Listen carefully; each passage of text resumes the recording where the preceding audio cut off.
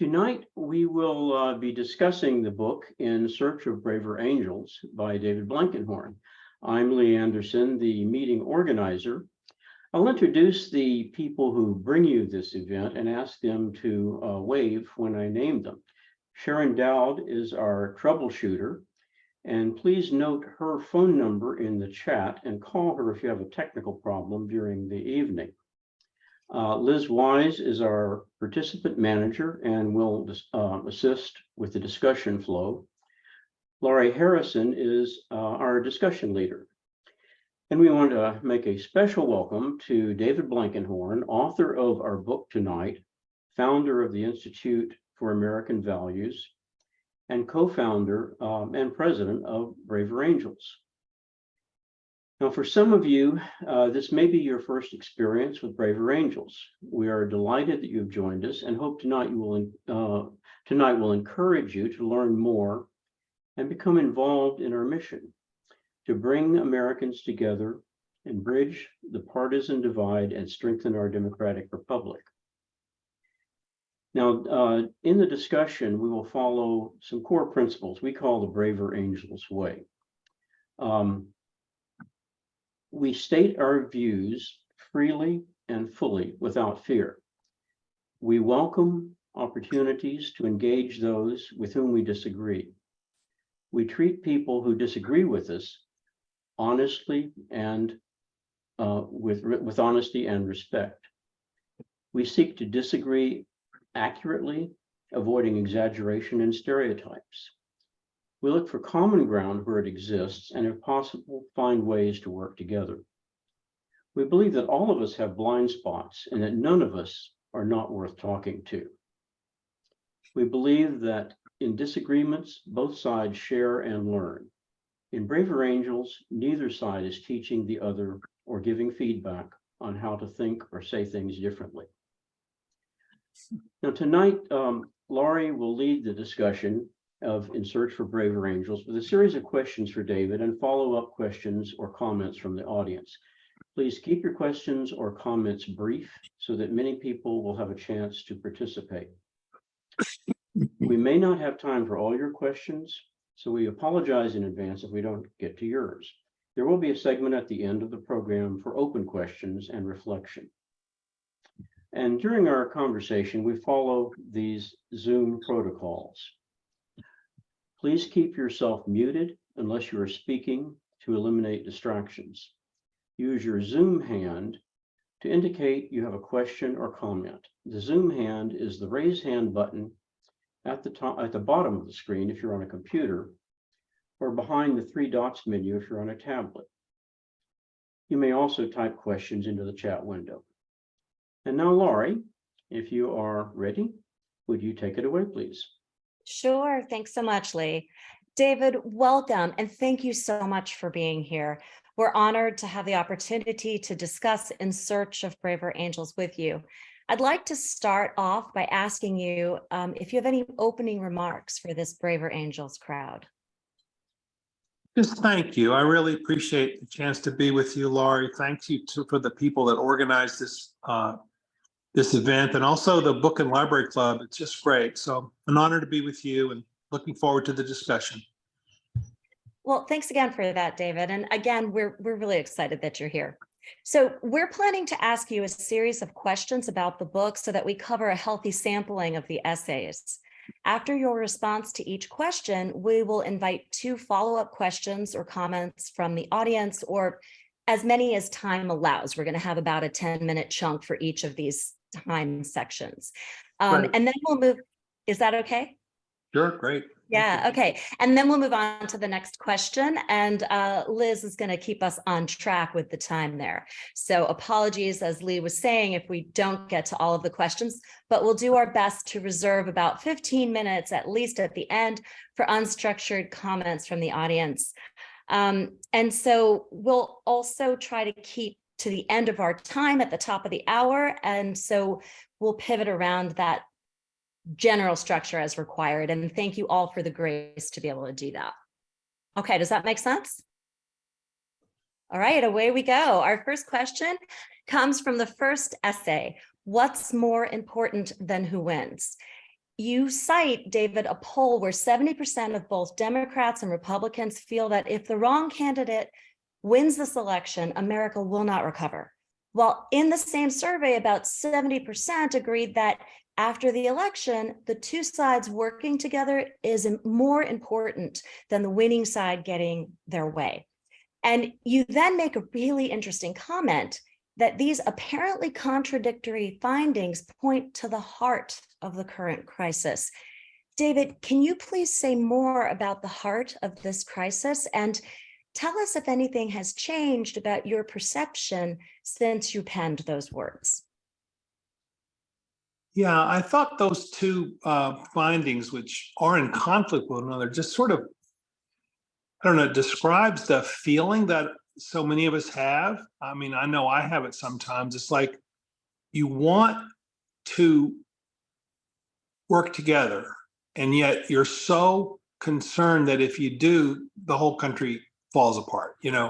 Like it's not an easy thing, in other words, to say, let's reach out to people you don't agree with when the disagreements are so strong. One of my favorite writers, Marilyn Robinson, the novelist, she talks about this a lot, and she talks about just how painful it is to be caught in this dilemma. Like you really feel like the issues at stake are so important that how could you possibly like make common cause with somebody who believes in something that you just find abhorrent? And yet your responsibility as a citizen calls you to try to do exactly that. And she says there's no easy answer to this.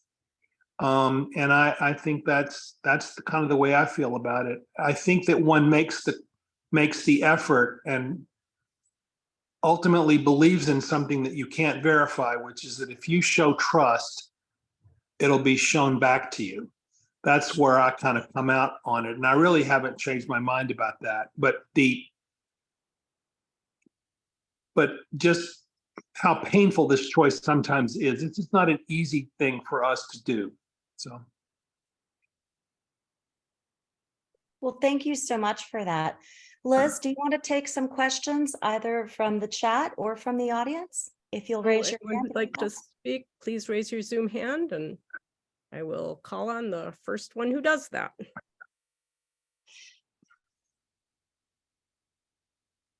Anybody?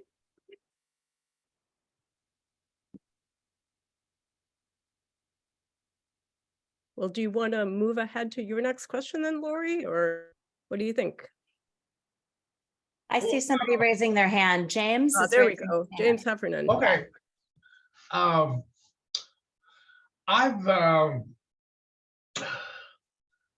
almost blundered into something that I live in a rural part of Oregon with kind of a population of gunslingers, write letters that we all hate each other. And I've since had a meeting with a group, about 6 of them. And books are just a wonderful thing. You can, this group, we have intractable differences about vaccines. And say, well, yeah, hey, we're not going to agree on this, but look at this book, Contract to Unite America. That's got lots of stuff we can agree on. Let's talk about that instead. Leave the vaccine stuff behind. We're not going to change anybody's mind, and we don't really know who's right or wrong. What's the difference? We're still people. And if we can just convince people to read, we'll solve everything. And also sort of what I like about books is you can talk about them in a good way. Like, I think book discussions are great ways to get into issues. So I appreciate what you're saying about that. Does anybody else have a question or a comment for David? Lee. I have a question that often comes up when I discuss this with my friends. people are divided and they think the other side doesn't want to talk to them. How do we deal with that? How can we get people to cross the divide and be willing to talk to each other when they think the other side doesn't want to talk to them? Yeah.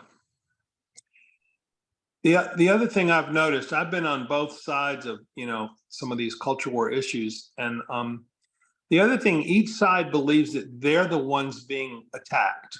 That what they're trying to do is just hold on to something, and these other people are attacking it or threatening it. And both sides believe that on every issue. And they believe it with all their hearts. It's not just a ploy. They really do believe it. So on the one hand, you feel like you're being attacked. A third thing people believe is that their opponents all more or less think the same thing and march in lockstep, whereas people on their side are kind of disorganized and can't get their act together. And I've noticed that too. So you have these thoughts about the other side. They're aggressive. They're trying to take. They're the ones committing the act of aggression, and they're very well organized and pretty much all think the same thing, which you already think you know. And both sides think that. And I don't, what we try to do at Braver Angels is just say, well, in an actual conversation, you'll find that those things aren't true. You'll discover for yourself that things are not that way if you can actually participate in a conversation that's structured in a certain way. And I've just seen it happen over and over again, that if you can get people to take that first step to just having the conversation, most people are willing to do that. They'll find out that the things they believe about the other are not so true. Yeah, I don't think there's a shortcut, because used to be in daily life, we would bump up against people we didn't agree with, usually, at the supermarket or in your church or synagogue. Now we're much more segregated. So there has to be a structured way for people to do it, to see that the kind of views they have about this are not true. So I think we actually have time for one more question. Harvey? You make the in the second chapter, you start off by saying we Americans have become highly practiced in the skill of mental habits and mental habits of demonizing our political opponents. And there's certainly plenty of that, but I spend way too much time on Twitter, commenting a lot, replying a lot. And I get a lot of blowback and a lot of support, of course, but I don't feel like I hate any of these people, no matter what they're throwing at me. Mm-hmm. And I can't believe that that's not fairly common. In your research for this book, did you run across any statistics about how many people are really out there actually hating? Well, maybe not hating. I don't think hate might be too strong a word, but you have an opinion about the other party, that they're dangerous people and that they're not good people. They're not moral people, that you would not really necessarily want to socialize with them.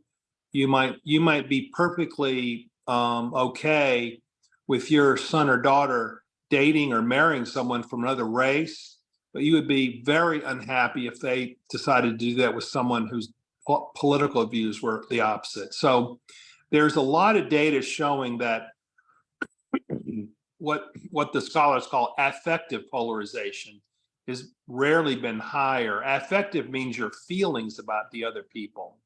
It means that you not only disagree with them on issues, but you really dislike them and you don't trust them as people. You think they're in bad faith. They've succumbed to a fantasy way of thinking. They don't respect the truth. They want bad things. And so I agree with you that hating might not be the right word, might be too harsh a word. but let's just say high levels of mistrust. Not just about their politics, but about them personally. It's the personal part of it that's the key. It's not just that I think you're wrong. I really suspect your character, your intelligence, like what you believe is so wrong that I can't believe that any normal person would believe this. That's that kind of feeling. All right, Lori, why don't we get back to you for your next question? Yeah, thank you for that question, Harvey. That was a great question. And I'm glad that you don't feel that way. I'm just a little editorializing there, sorry. The second question comes from essay 4. So we are moving along in the essays, the 7 habits of highly depolarizing people. And this essay paints the clear picture that polarization is the enemy of reason. And in this chapter, you propose 7 habits that you strive to make your intellectual default settings. So David, we would like to ask you whether you have succeeded in making these your intellectual default settings. And if so, could you talk about that process and maybe what was most challenging for you? Well, they're all ideals, you know, that you can't really, nobody could really achieve them in some, you know, total way. And I certainly can. I mess up on them a lot. But you can, I think what you can do is sort of get them in your heads as touchstones. And when you feel yourself drifting away, you know, you can sort of be conscious of them. It's a little bit like maybe grammar rules, like everybody makes grammar mistakes and there are parts of grammar that, you know, maybe you're not so good about, but if you at least have the notion that there's some guidelines that you should try to follow and you're somewhat aware when you make a grammatical mistake and you say, oh, I might fix that next time. So I don't think anybody is really there completely, but you fall into these bad habits sometimes, I think, just by following the crowd at chow time. But you sort of have to think your way out of them. You have to be intentional about this because some of them are just part of the air we breathe. And so particularly the ones that relate to being a little bit humble and thinking you might not already know the answer to everything, that's particular danger. And a lot of smart people, you know, they think they tend to do that. So I think one of the 7 is about doubt and how doubt should be a friend to you. Having doubts is not a sign of weakness. It's a sign of being a mature person because how could you possibly be so sure that you know everything about everything? So, I would say I don't have these things mastered in my life. They're kind of like North Star objectives, you know, and you kind of keep them in your mind. They're not that hard to remember, really. Keep them in your mind, and when you find yourself going in that certain direction. And I also found it to be helpful to think of them as a form of blindness. If you fall into these habits of polarization, you're blinding yourself. You're making it harder on yourself to see what is true about yourself and about the world around you. So it's not an easy. People shouldn't want that. You know, it's worth trying not to do those things. All right, do any of the participants have comments or questions related to this part of the book? I'm seeing a not Zoom hand raised there. James, were you wanting to talk? Oh, I just lately visiting them and their place has been a very revealing thing to me. You know, it's all these years we've been enemies through the newspaper. And Right. when you sit down and have coffee with them, and hey, these are regular people. We don't agree, but so what? How did the group get organized? Who thought of the idea of having the dinner? Some brash individual, said, "Hey, let's have coffee." 'Cause what I was thinking about from time to time is most towns, not big cities, but most small and medium-sized towns, they have people who regularly write letters to the editor, Yes. expressing themselves on issues. You see the same people writing over and over again. And so I thought, well, what would happen if those people actually met for coffee or had dinner and tried to get to know each other as individuals? What would happen?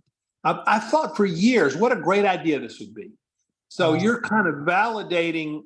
It's the first time I've ever heard of anybody actually doing it, and your story there about how you get to know one another a little bit. You're not changing your mind about what you wrote in about, but you're developing a broader view. You're understanding things more broadly, and you don't have that sense of anger about the other. And excuse me. So anyway, I love the story, and I've often thought it would be great if in every town, the people who write the most letters about issues got to know one another. Yes, I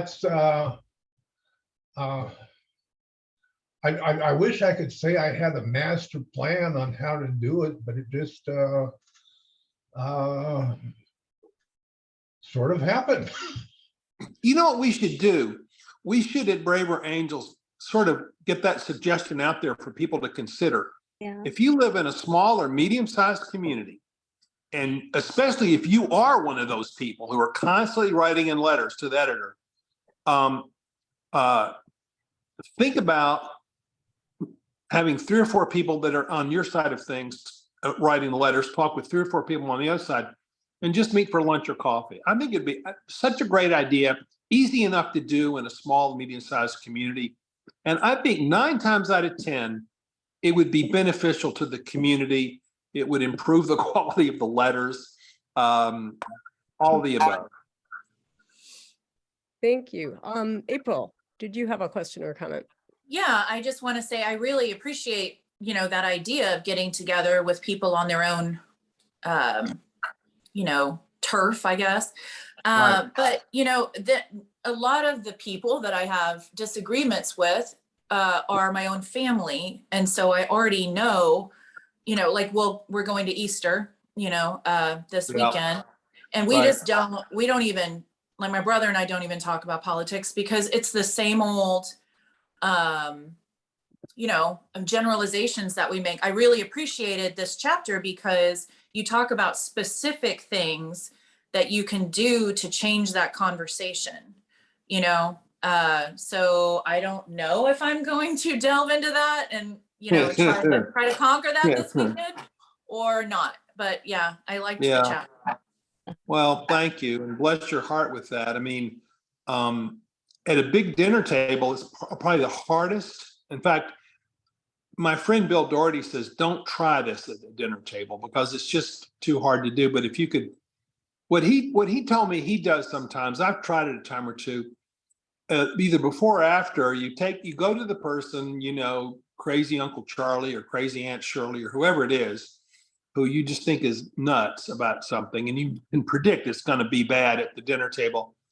And just, he has a little thing, he's actually written it up, where you just basically ask them to say a little bit more about what they think. You draw them out. This is typical Braver Angels thing. You just try to draw them out a little bit about what they think and what is it happened in their life that led them to that conclusion. Let them talk a little bit about themselves.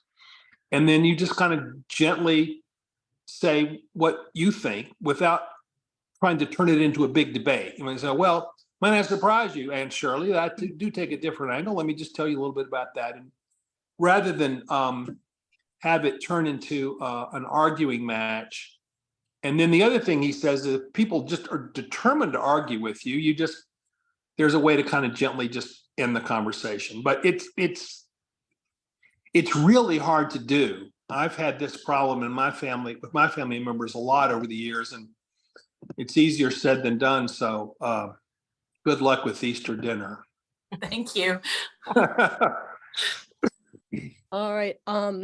Lee, if you have something quick, go ahead. Otherwise, we'll get back to Lori.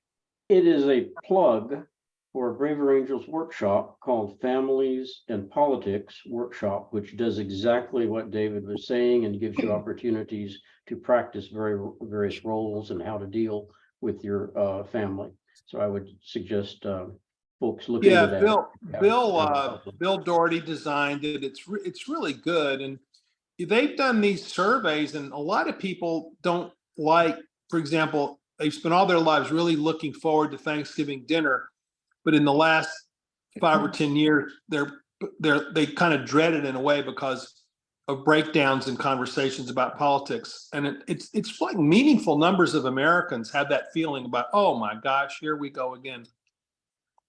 So there are some things you can do. There are no magic answers because, you know, to have a good conversation, the other person sort of at some point has to be willing to cooperate with you.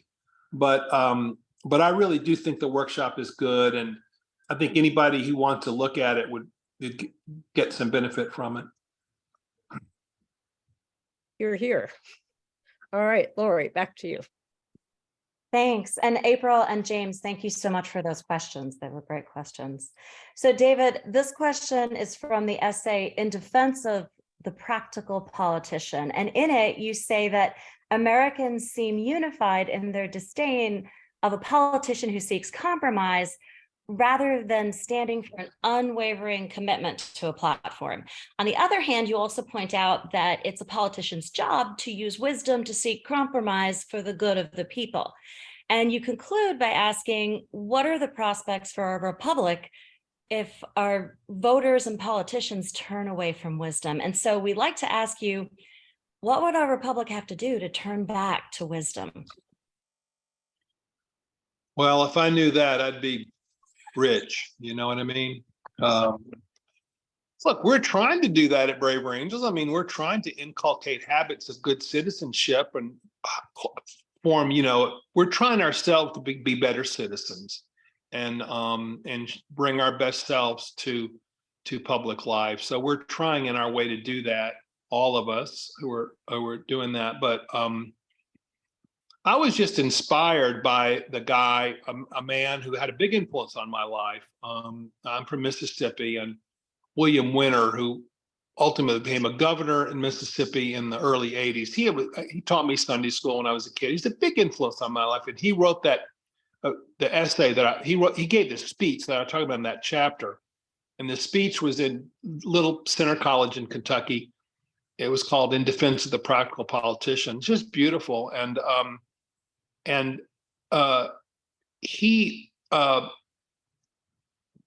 The idea that what makes you a good person or a good political leader is that you never compromise and you always fight for your principles and you never bend in any way. I grew up with people like that. And they believed that segregation was so important and so much a part of what the Bible taught and everything else that they were going to ignore what the Supreme Court said. They were willing to hurt each other with violence over this. They were willing to do a lot, standing on principle and unwilling to engage anybody who had a different point of view. And there was a guy that was elected governor in 1963. This will tell you how old I am. His campaign song said, he's for segregation 100%. He's no moderate like some other jet. You know, moderate was a term of abuse. So if you actually tried to listen to people on the other side, made you a moderate, and that made you very bad. And so William Winter, my mentor, was shaped by that, and he tried to lead a different kind of public life, and I admired it. And it's wisdom. It's just wisdom. And I don't know where, wisdom is a hard commodity to come by. It has to do with character development, good habits. But I do fear that kind of wisdom is less and less evident in our political life today. That everybody wants to show that they're big and tough and strong by fighting and snarling, as opposed to trying to be wise. And I feel that really strongly, and I am so heartsick by it. And so whenever I see somebody who tries to show those qualities, I'm really heartened. But I think back to my youth and seeing somebody in a very difficult situation doing that. And it's kind of my guiding.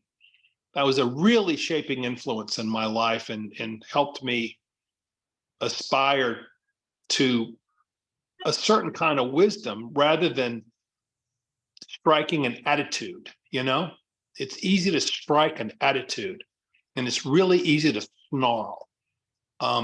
But wisdom is a lot harder.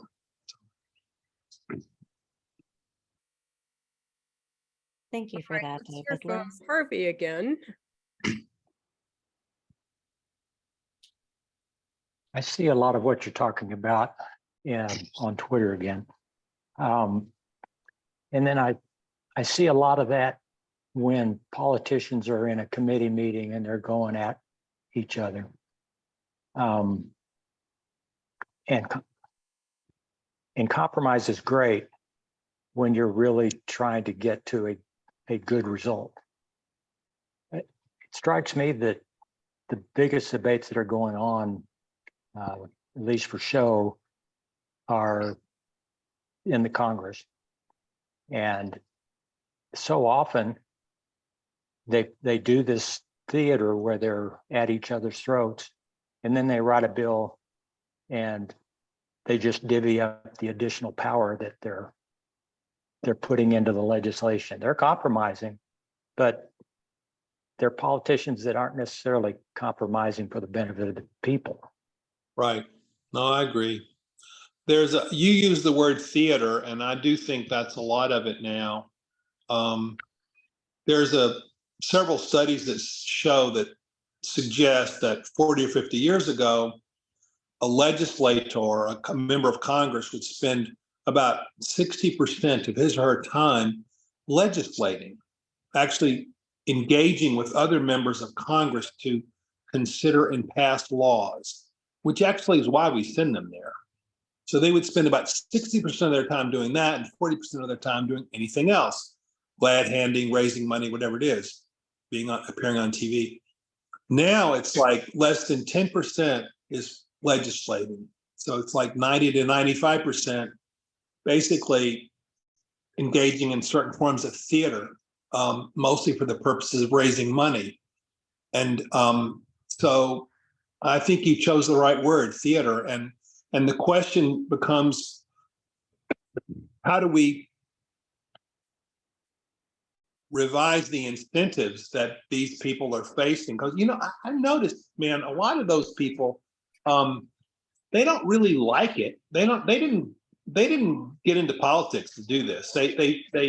Most people get into politics to actually try to do something good, but they get sucked into a system that the incentives are so perverse.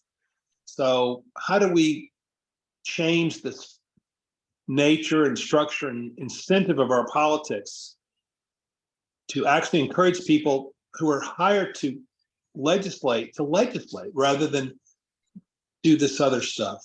So. Anybody else?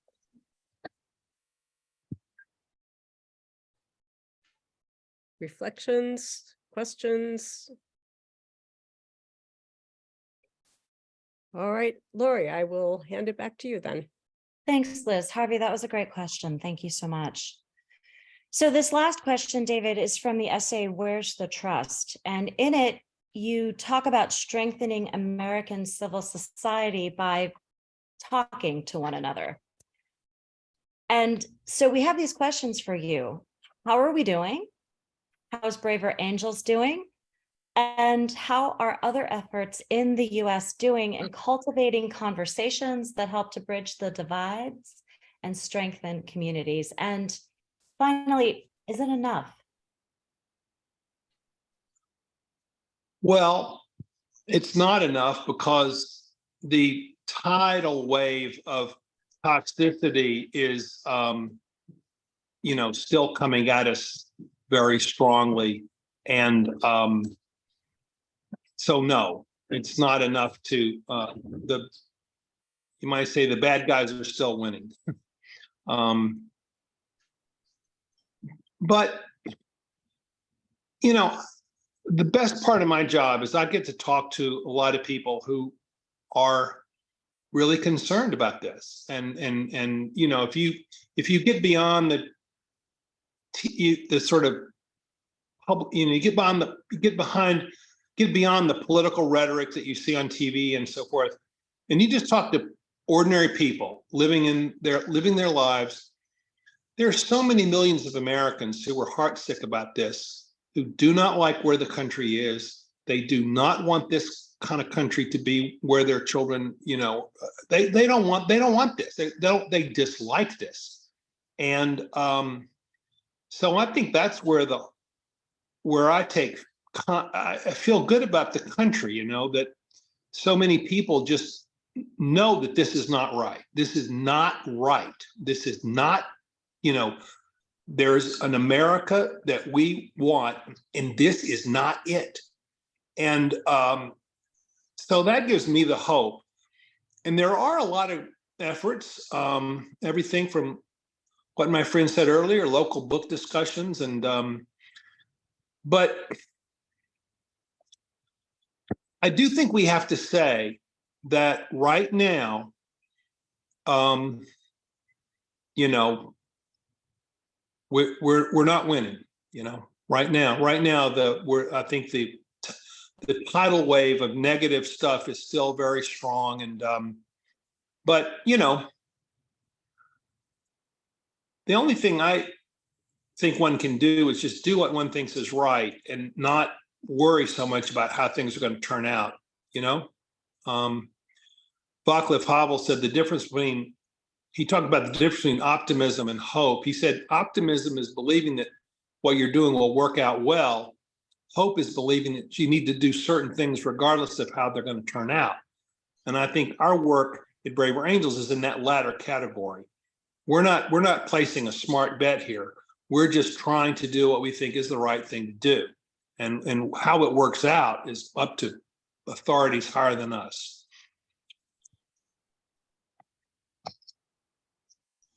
Thank you for that. I love the quotes in your book as well from Václav Havel. There was one about a beer. I'd rather have a beer with somebody. Can you remind me of that?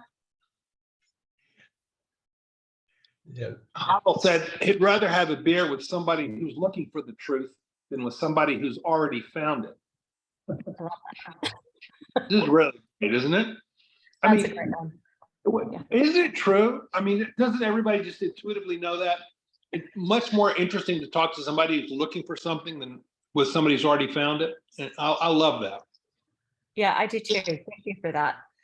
Yeah. Well, we're going to open this up to any questions about any part of the book from anyone. If you would like to give your questions to Liz, that would be great. Yeah, I would actually like to back up when you were addressing the chapter about the 7 strategies for better communication. One of the people asked if you could list what those 7 were for the people who haven't read the book. Gosh, I can't remember them off the top of my head. I'll have to get back to you on that. I can't remember them off the top of my head. Yeah. Do you want me to read them? Yeah. Just read the banners. Sure. These are the 7 habits of highly polarizing people, and one is criticize from within. Highly depolarizing people. Oh, sorry. Yeah, right. The good thing we've got the author here, huh? All right. 7 habits of highly depolarizing people. Criticize from within. look for goods in conflict, count higher than 2, doubt, specify, qualify in most cases, and most importantly, keep the conversation going. Right. Yeah. Yeah. Thank you. They sound smart to me. Everybody should go do them. Okay, can we hear from Frank Sod? Yeah. Yeah, can you hear me? Thank you. David, really enjoyed the book. And as I read it, I was looking for the silver bullet. And I think there is none, except what you're saying is, you know, it's basically face to face, one heart at a time, trust and humility. And then I was thinking, how do I mean, I was going to ask how the different age ranges react to different approaches. But then I realized maybe it's my responsibility to make this discussion with my kids, who are adults now and having their own kids. Have you noticed different ages address things differently? Like I say, the silver bullet, which is trust and humility. Well, it's interesting that you would bring this up, because we are Braver Angels. We're working very closely now with a college program called Bridge USA. They have chapters in about 80 or 90 colleges around the country. We're considering a more formal integration with them to bring in the college movement. You have a kind of more intergenerational. Braver Angels tends a little bit older. They tend very young. And so we're looking at ways to work together. And there are a lot of differences. There are differences. I don't want to say this too strongly and make too much of a generalization about it, but on campuses today, a lot of campuses, not every campus, but a lot of campuses, the students are kind of nervous about saying what they think, they're worried that they're going to be called names, or they're worried that their professors are going to discount their grades because they didn't say what the political opinions that they were expected to say. So I think there's a hesitancy on a lot of college campuses to speak up, and yet when they are allowed to speak up through the kind of work that we do, they like it, and they enjoy that kind of search for truth. But there's a sense that you constantly have to be on your toes to avoid offending somebody, and I think there's a lot of feeling about that among younger, at least the students that I've talked to. I'm sure there are other things as well. They're more students are the younger people are less likely to say they believe in either political party. They're more likely to say they don't like any political parties. That's another trend I've seen. So we're trying to figure out how to unify our two organizations so that we can have that kind of intergenerational communication that's really important. Most important social change movements in our history have been led meaningfully by young people. And so if we're going to turn the tide around on what we're talking about on this call tonight, we're definitely going to have strong leadership from younger people. And I don't mean just college students, I just mean younger people in general. So it's an important question you're asking. And I think there's a lot to be said for making what we do more intergenerational. So I have Thank you. a couple questions from the chat. First of all, a request for you to repeat the name of that organization that is working on campuses.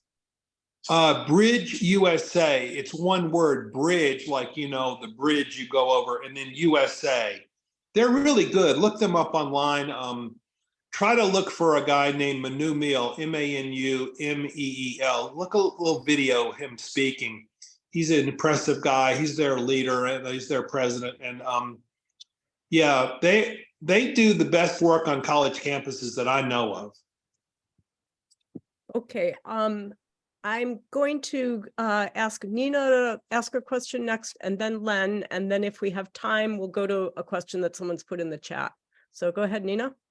This is more a statement. I've been doing the one-on-one communications with Braver Angels, and I've been paired with two 20-year-olds from colleges, and I'm pretty sure they were they're both college students. They were assigned to me as an older person. And I was a little surprised about that at first, but it was very interesting. And both of them, I'm from New Jersey, and they were both from southern states. One of them was very politically active. The other one was not at all. She never voted, and she was 21 and wasn't that interested at first. But then she said, well, maybe I'll try to get more interested in it. Anyway, they both listened to what I had to say, and it was very encouraging. And one of them was ethnically different than I was. So she was younger and ethnically different. So it served that purpose. But I would say if you look into the one-on-one communications with Braver Angels, it's a way to connect with younger people. So that's what I just had to say. Thank you. I'm glad it went well for you. We do a lot of those, and they're helpful. You know, it's a structured. It's a structured. Self-guided but structured conversation. It really helps. And I'm glad it was a positive experience for you. It's always nice to hear people advertising the various things that Braver Angels does. Right. It's helpful for us. Yeah. Len, can we hear from you? Hi, I'm curious. I think you mentioned in your book that most people in this country are not extreme, or if you haven't, a lot of researchers have, and most people dislike or hate the polarization that's going on. And well, of course, a lot is, so the question is, why don't we, the majority, have a voice? Why don't we have an effect by being the majority? Now, tons have been written about why it's not happening politically, but how about in terms of enterprise, we as consumers?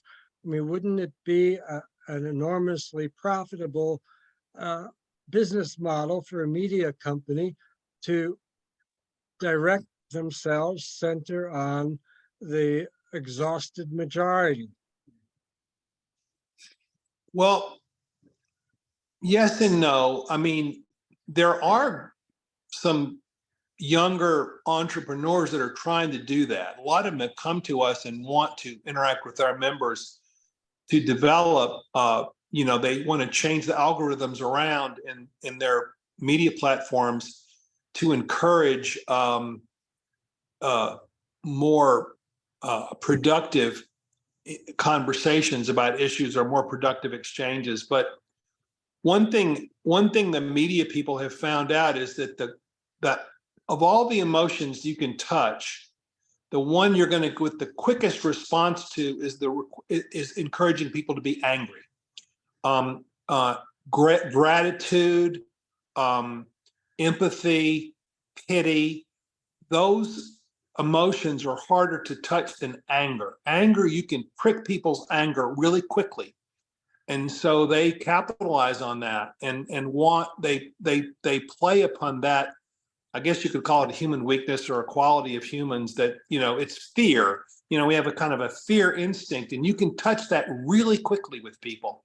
And they do that. That's what they do. And so they have and I think some of our voting and some of our political stuff is that way too.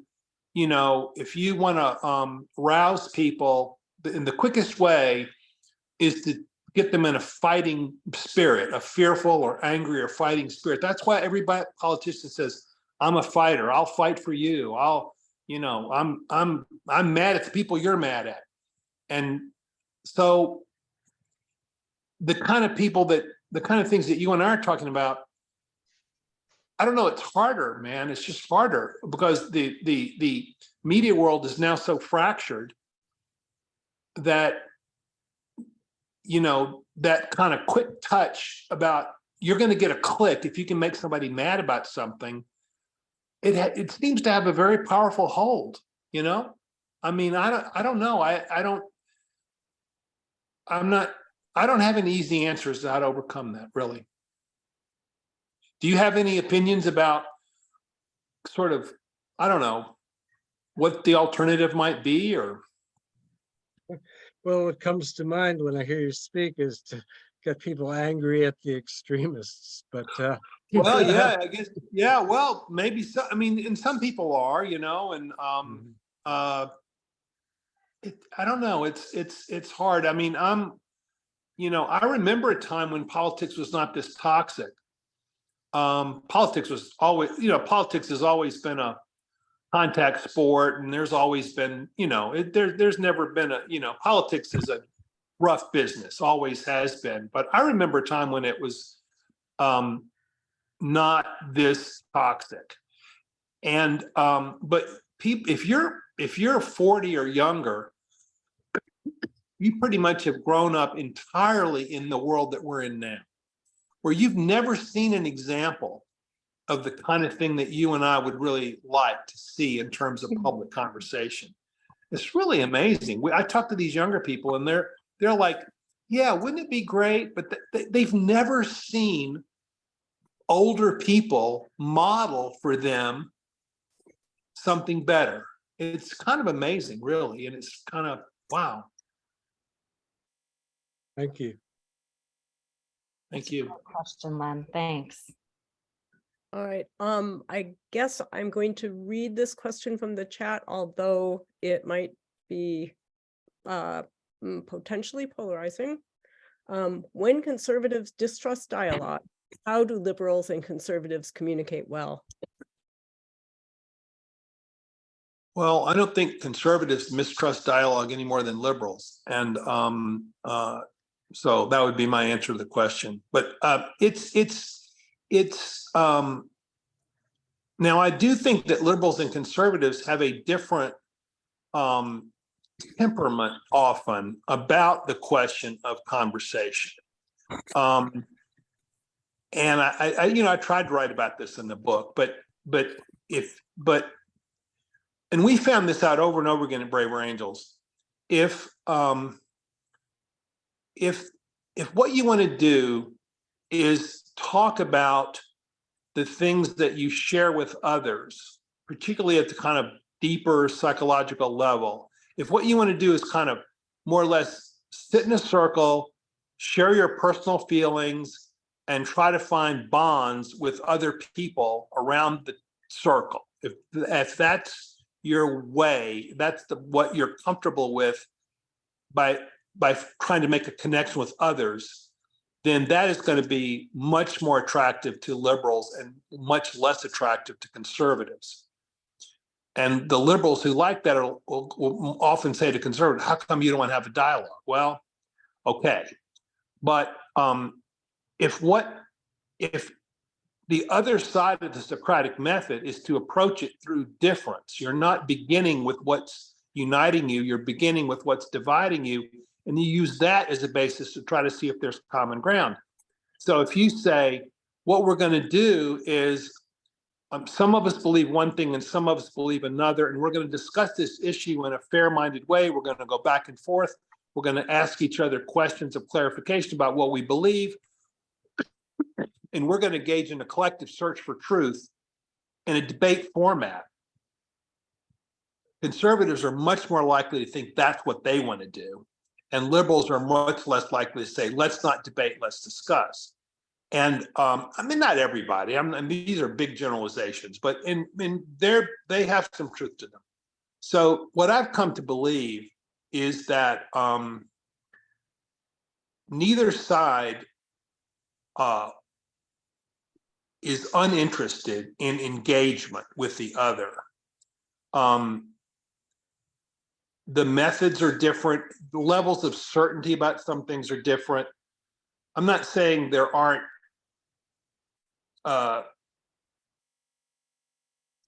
conservatives will often say to us, I don't like talking with liberals because I like facts and logic, and liberals like feelings. I can't tell, we get lots of people tell us all the time.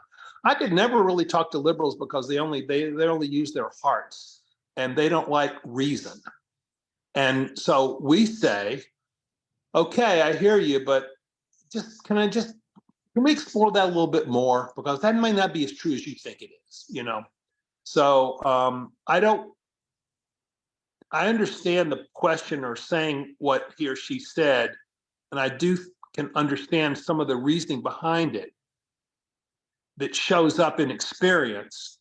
But after having thought about this as hard as I can, I've come to the conclusion that both sides are willing to engage. Not always in exactly the same way, but both sides are willing to engage. There may be different motives a little bit. A lot of times conservatives feel like they would just like to explain themselves without being yelled at and called names. A lot of times liberals believe, like, if only we could engage in dialogue, I might be able to help somebody have a more developed point of view. All those things are true, but I don't think I would not say that one side wants dialogue and the other doesn't. So Thank you for that. So I'm sorry, James, we're kind of out of time and I need to turn this back to Lee for some closing issues. Okay. Thank you very much. We are coming to the close now. And we'd certainly like to thank our staff, our audience, and most especially David Blankenhorn for sharing his time and his deep insights. I would like to end with a personal thought about why our efforts here are so important. We touched earlier about how we don't seem to be winning, that things are getting more polarized. I hear friends, good people on both sides of the divide saying there's no point in talking and no point in talking to the other side. And to me, the answer is a direct quote from the first paragraph of David's book. I'm going to quote it. Democracy is government by talk. The goal is to keep conversation going, even when doing so seems pointless, too painful to bear, or likely to produce outcomes that many view as intolerable. There are alternatives to government by talk, but no democratic alternatives. And again, there are alternatives to government by talk, but no democratic alternatives. Okay, I'll ask the audience to stay for a few more minutes for some more information about our programs and Braver Angels. And I'll thank David again, and we'll say goodbye to you and look forward to talking to you again in the future. Lee, thanks so much. I mean, I really appreciate the invitation to be with you tonight. And I appreciate the people who had a chance to look at the book. It means a lot to me. I'm grateful for it. And mostly I'm grateful to be a part of the work that we're doing. And I really do believe this is the biggest problem facing the country right now. It's a problem that makes so many of our other problems feel insurmountable. And I really do believe that we are just really, really doing the work that needs to be done for our country. And we aren't sitting around and waiting for people in Washington or in the big media. They're not going to solve this. This has got to be a citizen-led thing. And I'm really honored to be here. I'm honored to be colleagues with you all. I'm so grateful for the work and the leadership that you're showing. And so let's do it again sometime. Neat.